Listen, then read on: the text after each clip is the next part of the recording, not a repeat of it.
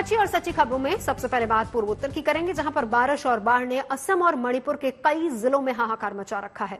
नदियां खतरे के निशान के ऊपर बह रही हैं और इनका रिहायशी इलाकों में दाखिल होकर लाखों जिंदगियों को प्रभावित कर दिया है। इन मुश्किल हालात में सेना, एनडीआरएफ, एसडीआरएफ के जवान लगातार बाढ़ पीड़ितों की मदद में जुटे हुए हैं। लोगों को रेस्क्यू किया जा रहा है, उन्हें सुरक्षित ठिकानों की तरफ पहुंचाया जा रहा है।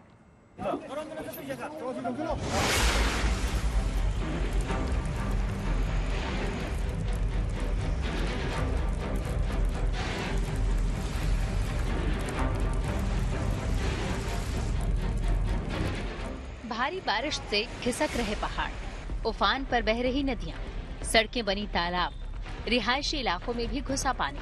पूर्वोत्तर के दो राज्यों मणिपुर और असम में इन दिनों कुछ ऐसे हैं हालात। इन मुश्किल हालात में बाढ़ पीड़ितों की मदद के लिए सेना, एनडीआरएफ और एसडीआरएफ के जवान देवदूत बनकर पहुंचे हैं, जो बिना रुके और बिना थके रेस्क्यू ऑपरेशन में जुटे हैं। ये तस्वीरें मणिपुर के इम्फाल से आई हैं, जहां लगातार बारिश के कारण हालात बेहद खराब हैं। ज्यादातर इलाके पानी में डूब चुके हैं और लोग बाढ़ के पानी के बीच अपने घरों में कैद रहने को मजबूर हैं। इन लोगों को बचाने के लिए असम राइफल्स ने दूसरी एजेंसियों के साथ मिलकर पूरी ताकत झोंक रखी है। कहीं बुजुर्गों और बीमार व्यक्तियों को बचाया जा रहा है और कहीं महिलाओं और छोटे बच्चों को रेस्क्यू कर सुरक्षित जगहों पर पहुंचाया जा रहा है। साथ ही साथ बाढ़ प्रभावित इलाकों में खाने पीने का सामान भी लगातार बांटा जा रहा है। मैं खड़ी हूँ यहाँ इम्फाल सिटी के इमाम मार्केट के यहाँ पे हर जगह पे फ्लडेड हो चुकी है। इम्फाल रिवर के वजह से यहाँ पे जो इनंडेशन हो गए हैं, इसलिए यहाँ पे फ्लडेड हो गई है और सारे दुकान जो है बंद हो गए हैं। और जो इमाम मार्केट की गोडाउन जगह पे है, वहाँ पे जो बेचने के सामान है वो सब जो है वो बिक चुकी है।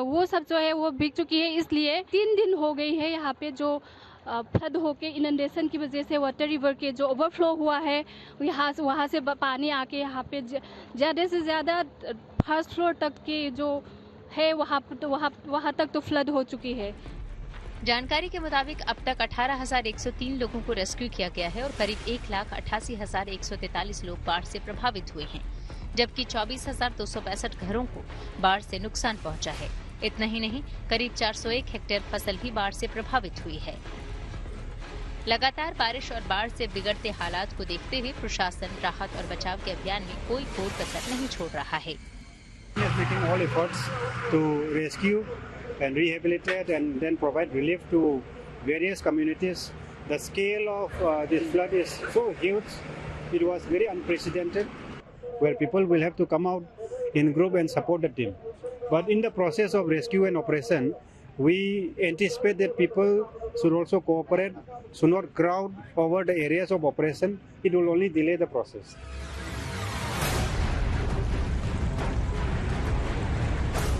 उधर मणिपुर जैसे ही हालात असम के 9 जिलों में भी हैं। लोगों के खेत, खलिहान, मकान और दुकान सब बाढ़ की गिरफ्त में हैं। असम राज्य आपदा प्रबंधन प्राधिकरण के मुताबिक राज्य के 9 जिलों के 36,000 बच्चों सहित करीब 2 लाख लोग बाढ़ से प्रभावित हुए हैं। इन बाढ़ प्रभावित जिलों में करीब 3,238.8 हेक्टेयर फसल क्षेत्र को भी नुकसान पहुंचाया है। वहीं 2.34 लाख से अधिक पालतू पशु भी बाढ़ से प्रभावित हुए हैं। प्रशासन ने बाढ़ प्रभावित इन 9 जिलों में 110 राहत शिविर लगाए हैं, जहां 35,640 लोगों ने शरण ले रखी है। वहां इनके खाने पीने और दवाइयों का इंतजाम किया जा रहा है। तो आज के तारीख में हर एक जगह कछार जिला के रिलीफ दिया जा रहा है। डॉक्टर विजिट कर रहा है, साथों साथ कोई भी बीमारी होने से उसको चेकअप करके जगह में ही दवा दे जा रही है। साथों साथ रिलीफ जो है हर कैंप में पहुंचाया जा रहा है। आप देख सकते हैं मेरा पीछे ये गाड़ी आया है और इसी गाड़ी में रिलीफ आया है, क्योंकि कल हम लोग ने दिखाए थे कि रिलीफ का चलते काफी परेशान है लोग। खाने पीने का सामान नहीं है, साथों साथ डॉक्टर नहीं है, जिसका चलते काफी परेशानी का सामना करना पड़ रहा था। तो इसी का बाद ही लेकिन आज सुबह से सिलचर के कछार जिले के काफी सारे इलाके में रिलीफ जो है बांटा जा रहा है।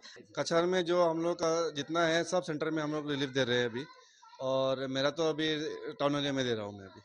क्या रिलीफ में क्या क्या मिल रहा है? चावल, चावल, तेल, नमक, वो बेबी फूड मिलता है, कैंडल, वो सब दे रहे हैं हम लोग। बाढ़ प्रभावित जिलों में कई जगहों पर ब्रह्मपुत्र और बराक नदियां खतरे के निशान से ऊपर बह रही हैं, जिसके चलते लगातार हालात बिगड़ रहे हैं।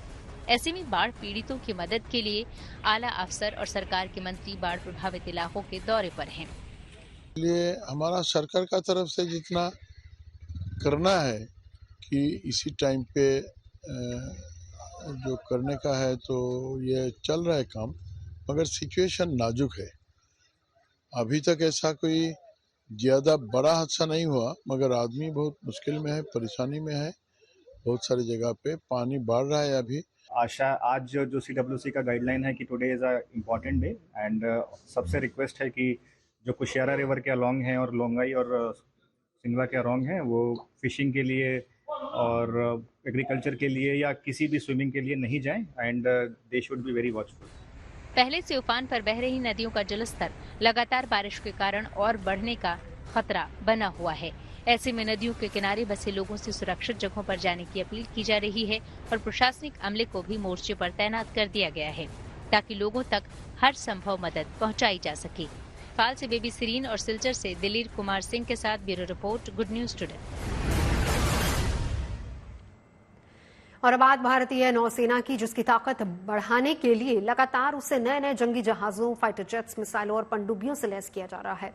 अब इसी कड़ी में भारतीय नौसेना को जल्दी ही दूसरी nuclear powered ballistic missile submarine INS Arighat मिलने वाली है, जिससे समंदर में भारत की ताकत कई गुना बढ़ जाएगी।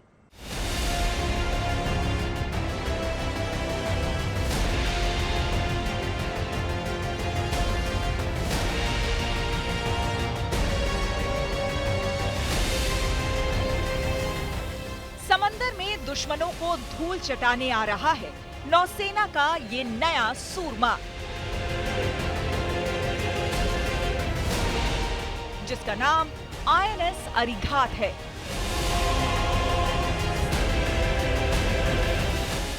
जो एक nuclear powered ballistic missile submarine है, जिससे जुड़ी एक गुड न्यूज सामने आई है।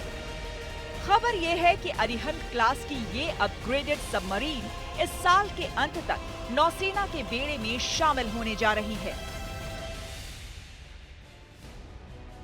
अभी INS अरिघात समुद्री परीक्षण के दौर से गुजर रही है, जिसमें इसकी ताकत को हर कसौटी पर परखा जा रहा है। इस सबमरीन को विशाखापट्टनम स्थित शिप बिल्डिंग सेंटर में बनाया गया है, जो परमाणु ईंधन से चलने वाली और बैलिस्टिक मिसाइलों से लैस भारतीय नौसेना की दूसरी सबमरीन होगी।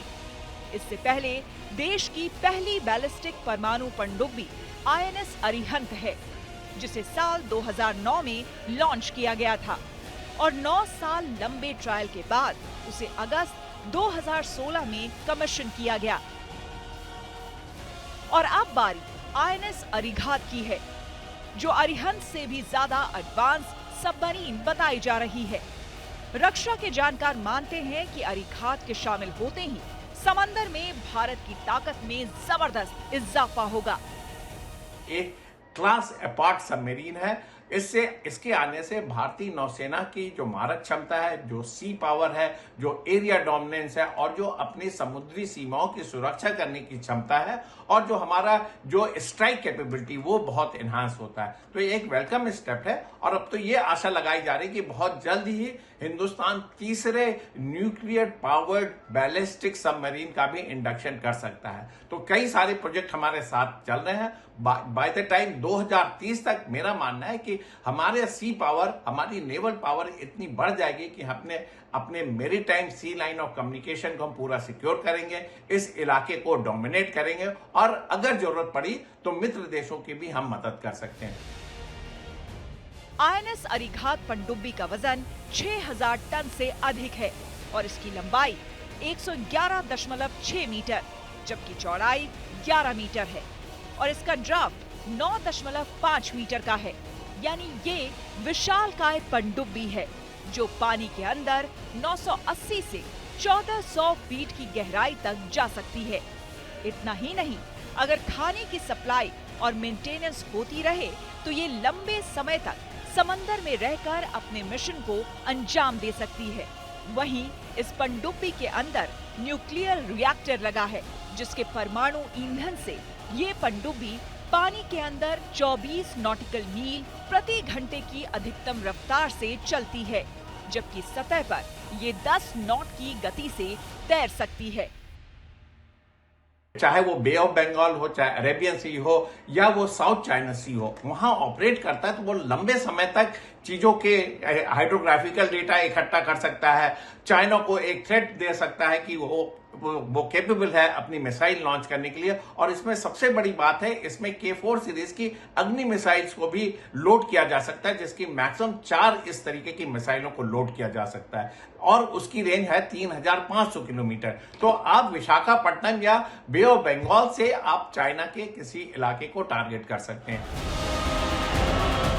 जिस तरह से विस्तारवादी चीन तेजी से समंदर में अपनी सैन्य गतिविधियां बढ़ा रहा है, उसे देखते हुए भारतीय नौसेना भी अपनी तैयारियों में कोई कोर कसर नहीं छोड़ रही है।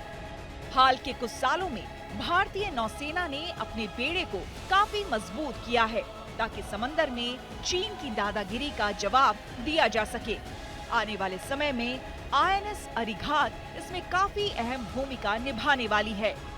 मनीष चौरसिया के साथ bureau report, good news today. और अब बात चार धाम यात्रा की कर लेते हैं, जहां श्रद्धालुओं के पहुंचने की वजह से नए कीर्तिमान बन रहे हैं। केदारनाथ, बद्रीनाथ, गंगोत्री और यमुनोत्री से जुड़ी यात्रा 21 दिन से चल रही है, पर इन तीनों हफ्तों के समय में ही 14 लाख से ज्यादा श्रद्धालु दर्शन कर चुके हैं। सबसे ज्यादा भक्तों ने बाबा केदार के दर्शन किए हैं। 30 मई को शाम 7 बजे तक की अगर हम बात करें तो बाबा भोले के दर पर 5,70,000 से ज्यादा श्रद्धालु पहुंच चुके हैं। शिव पुराण के मुताबिक केदारनाथ में विराजमान स्वयंभू शिवलिंग की पूजा करने के बाद जो व्यक्ति जल ग्रहण कर लेता है उसे दोबारा जल नहीं लेना पड़ता।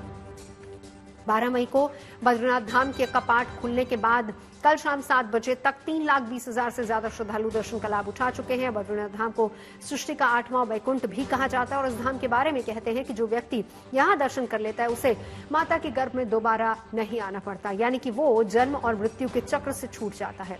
बद्रीनाथ धाम से 2 दिन पहले यानी कि 10 मई को यमुनोत्री के कपाट खुले थे। 30 मई की शाम तक वहां 2,50,000 श्रद्धालु दर्शन कर चुके हैं। देवी यमुना को समर्पित इस धाम के बारे में मान्यता यह है कि यहाँ स्नान कर लेने से सारे पाप धुल जाते हैं, जबकि श्री गंगोत्री धाम में 2,45,000 से ज्यादा श्रद्धालु पहुंच चुके हैं। गंगोत्री से 19 किलोमीटर दूर गौमुख है, जो कि गंगा नदी का उद्गम स्थल कहा जाता है। यहाँ लोग गंगा स्नान करते हैं और अपनी गलतियों के लिए देवी गंगा से क्षमा मांगकर एक नए अध्याय की शुरुआत करते हैं। गंगोत्री को माता गंगा का पूजन स्थल भी माना जाता है, जहां गंगा की पावन जलधारा की पूजा की जाती है। पिछले साल की तुलना में अब तक चारों धामों में 2 गुने से ज्यादा लोग पहुंच चुके हैं, जिनमें गुजरात, महाराष्ट्र, उत्तर प्रदेश, राजस्थान, मध्य प्रदेश, दिल्ली, बिहार, हरियाणा, छत्तीसगढ़, पश्चिम बंगाल जैसे राज्यों में सबसे ज्यादा तीर्थयात्री यहां पर आए हैं। यह हाल तब है जब 15 मई से 31 मई तक हरिद्वार और ऋषिकेश में ऑफलाइन रजिस्ट्रेशन बंद है। इस दौरान 25 मई से शुरू हुई हेमकुंड साहिब की यात्रा में अब तक 15,718 तीर्थयात्री दर्शन कर चुके हैं। 2024 की चारधाम यात्रा का आंकड़ा ऑलरेडी 14 लाख यात्री क्रॉस कर चुका है और ये अपने आप में एक अभूतपूर्व मतलब मार्क है, एक बेंचमार्क है और मैं नहीं समझता कभी भी यात्रा की शुरुआती दिनों में इतनी भारी संख्या में तीर्थयात्री यहाँ आए थे। और जिस प्रकार से मतलब कोविड के बाद और उससे पहले भी लगातार यात्रा निरंतर बढ़ रही है, हमारी निश्चित रूप से पुलिस विभाग के लिए ये हमारी चुनौतियां बढ़ रही हैं, लेकिन ये हम इसे सिर्फ एक चुनौती के रूप में नहीं देखते, हम इसे एक सौभाग्य के रूप में देखते हैं, अपनी ड्यूटी के रूप में देखते हैं और हमने इसके लिए व्यापक प्रबंध किए हैं। हरिद्वार में और देहरादून में हमने जो अनरजिस्टर्ड यात्री आ रहे हैं उनको रोकने की और उनका रजिस्ट्रेशन कराने की व्यवस्था की है और ऋषिकेश में और विकासनगर में हमने जो रजिस्टर्ड यात्री भी आ रहे हैं, अगर ऊपर चारों धाम में और रास्ते में यात्रा रूट पे अगर भीड़ का दबाव अधिक है तो वहाँ भी उनको रोकने की और फिर रास्ते में अलग अलग जगह पे उनको होल्ड करने की भी व्यवस्था की गई है। मेरा बस सभी यात्रियों से यही आग्रह रहेगा कि एक तो जो भी यात्री आगे भी चारधाम यात्रा के लिए आ रहे हैं कृपा करके अपना पंजीकरण अवश्य करा के आए, अदरवाइज उन्हें हो सकता है यहाँ आकर थोड़ा विलम्ब और असुविधा हो। और जो लोग पंजीकरण करा के आ रहे हैं उनसे भी अनुरोध है कि यात्रा मार्ग पर जो जगह जगह पुलिस ने या प्रशासन ने उनको रोकने की, पार्किंग की व्यवस्था की है, उसी के अनुरूप अपनी यात्रा संपन्न करें। चारधाम यात्रा में बेहतर तरीके से भीड़ का प्रबंधन हो, इसके लिए चारों धामों में वीवीआईपी दर्शन पर लगी रोक 10 जून तक बढ़ा दी गई है। पहले 10 मई से 25 मई तक वीवीआईपी दर्शन पर रोक थी, फिर चारधाम में अचानक बढ़ी भीड़ को देखते हुए इसे 30 मई तक कर दिया गया। हालांकि एक बार फिर से 10 जून तक वीवीआईपी भक्तों से चारधाम यात्रा को टालने की अपील की गई है। उत्तराखंड के मुख्यमंत्री पुष्कर सिंह धामी के निर्देश पर राज्य की मुख्य सचिव राधा रतूड़ी की तरफ से सभी राज्यों के मुख्य सचिवों को एक पत्र भेजा गया है, जिसमें चारधाम यात्रा के पूरे शबाब पर होने का हवाला दिया गया है और वीवीआईपी से इस धार्मिक यात्रा पर नहीं आने का जिक्र किया गया है। दरअसल वीवीआईपी श्रद्धालुओं के आने की वजह से राज्य की पुलिस पर काम का दबाव ज्यादा बढ़ जाता है। बड़ी संख्या में पुलिस कर्मियों को वीवीआईपी की सुरक्षा के लिए लगाना पड़ता है, जिसकी वजह से हर रोज आने वाले आम तीर्थ यात्रियों की सुरक्षा और भीड़ प्रबंधन के लिए फोर्स की कमी हो जाती है। इसी वजह से आम श्रद्धालुओं को दर्शन करने में भी परेशानी होती है, जबकि सरकार की प्राथमिकता आम श्रद्धालुओं को चारधाम यात्रा सरलता और सुगमता के साथ पूरी कराने की है। यही वजह है कि उत्तराखंड सरकार राज्य के कई धार्मिक स्थलों पर होने वाली यात्राओं के संचालन के लिए यात्रा प्राधिकरण बनाने पर विचार कर रही है। इसके लिए 6 सदस्यीय कमेटी का भी गठन किया गया है, जो कि 1 महीने के अंदर यात्रा प्राधिकरण के गठन को लेकर अपनी रिपोर्ट सौंपेगी। चूंकि यात्रा प्राधिकरण की आवश्यकता इसलिए है कि यात्रा सुव्यवस्थित रूप से चले। लोग जाकर बीच में फंस जाते हैं, उनको परेशानियां होती हैं। हरिद्वार, ऋषिकेश या हमारे रामनगर, नैनीताल ऐसे स्थानों से भी लोग यात्रा शुरू करते हैं, कोटद्वार से भी शुरू करते हैं। तो सब एक दूसरे से कनेक्टिंग होंगी, पार्किंग बनाई जाएंगी, जो धारण क्षमता है उसके अनुरूप लोगों की यात्राएं करवाई जाएंगी। कुल मिलाकर यात्रा का कुशल प्रबंधन होगा। यात्रियों के लिए अच्छे रास्ते में शौचालय, पेयजल की व्यवस्थाएं, अन्य सुविधाएं, होल्डिंग स्थान, इन सभी को अच्छी अवस्थापना, एक स्ट्रक्चर उसमें बनाया जाएगा और उस सभी चीज़ों का अध्ययन भी कर रहे हैं और अध्ययन करने के बाद 1 माह में उसका एक प्रेजेंटेशन होगा, फिर हम लोग उसको आगे करेंगे। तो 10 मई से चारधाम यात्रा की शुरुआत हुई थी, लेकिन तब से लेकर बहुत ही अव्यवस्थाओं की खबरें आ रही थी लगातार, और तब से लेकर अब तक की अगर बात की जाए तो सरकार की तरफ से आए दिन नए नए प्लान्स पर काम हो रहा है। लगातार वहां पर लोगों से भी अपील की जा रही है कि पहली बात बिना रजिस्ट्रेशन के ना पहुंचे, दूसरी बात वीवीआईपी दर्शन के लिए फिलहाल रोक लगाई गई है।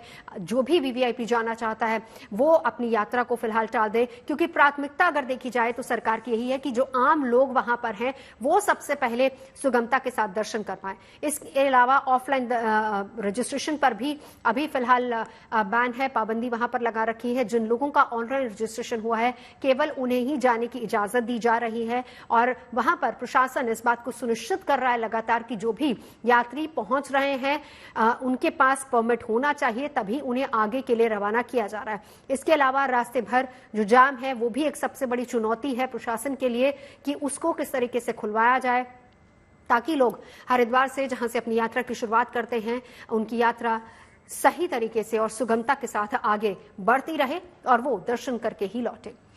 आगे बढ़ते हैं, अब बात करेंगे ओलंपिक्स की। 26 जुलाई से पेरिस में शुरू होने वाले ओलंपिक्स में भारतीय संस्कृति और सभ्यता की झलक दिखेगी। दरअसल पेरिस ओलंपिक के ओपनिंग सेरेमनी में भारतीय महिला एथलीट विशेष साड़ी में नजर आएगी। 8 साल के इंतजार के बाद ये मौका होगा जब भारतीय महिला एथलीट्स ओलंपिक के ओपनिंग सेरेमनी में पारंपरिक परिधान साड़ी में नजर आएंगी। इससे पहले 2016 में रियो ओलंपिक्स में भारतीय महिला एथलीट्स साड़ी में नजर आई थी।